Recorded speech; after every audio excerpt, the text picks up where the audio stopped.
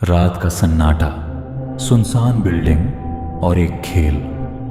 कहा जाता है कि ये खेल तुम्हें दूसरी दुनिया में ले जाता है। नाम है एलिवेटर गेम। आज की कहानी है आदित्य की, जिसने जिज्ञासा के चक्कर में वो गलती की जो उसकी जिंदगी की आखिरी गलती साबित हुई।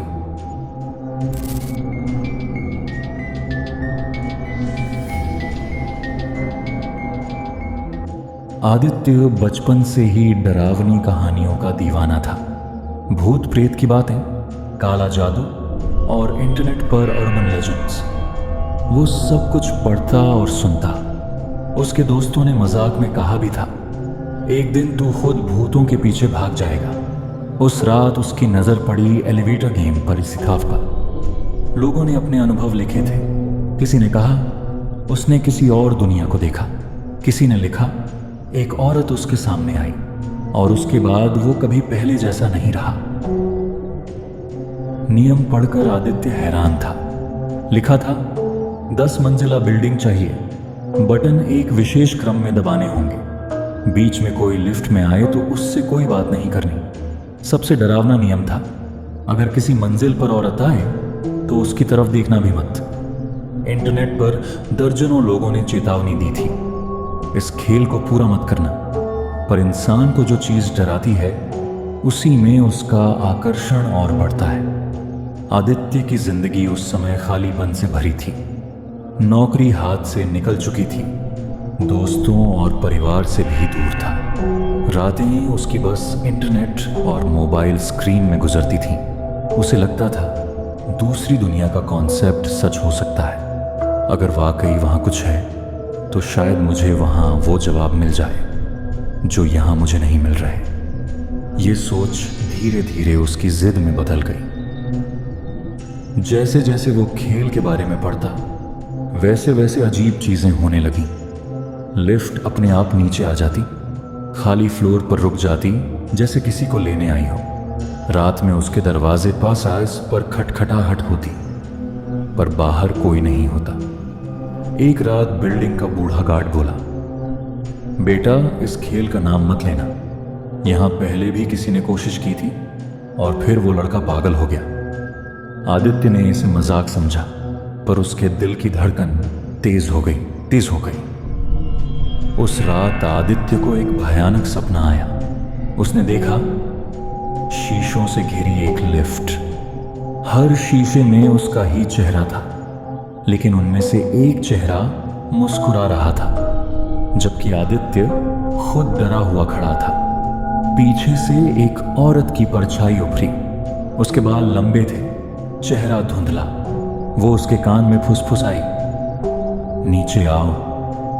आदित्य घबराकर पसीने से लथपथ उठ गया, पर मन के किसी कोने में वो सपना उसे खेलने की तरफ और धकेल चुका था।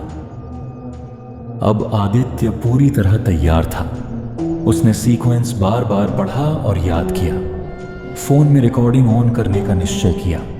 उसने कागज पर भी सारे नंबर लिख लिए।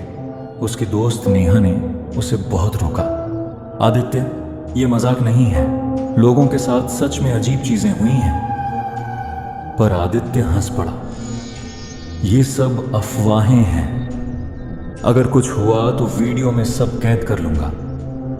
वो अब खुद को रोक ही नहीं पा रहा था। बारिश की रात थी, बिजली कड़क रही थी और बिल्डिंग लगभग सुनसान थी।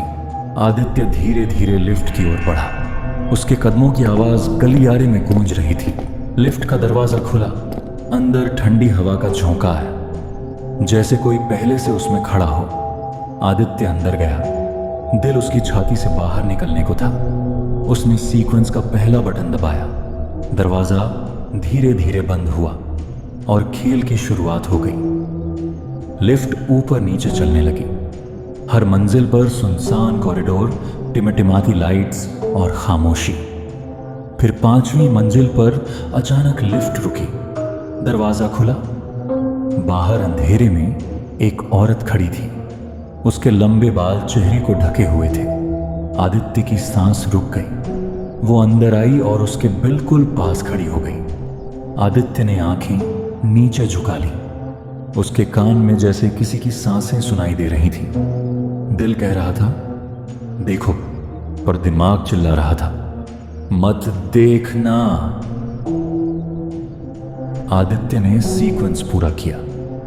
लिफ्ट ऊपर बढ़ी और 10वीं मंजिल पर रुकी। दरवाजा खुला और बाहर की दुनिया अलग थी। आसमान लाल धुंध से ढका था। सड़कें सुनसान और वीरान थीं। मकान जर्जर और खाली। हर तरफ सिर्फ सन्नाटा। दूर कहीं चर्च की घंटी बज रही थी, पर वहां चर्च था ही नहीं। आदित्य कांप उठा। क्या ये वही दूसरी दुनिया है?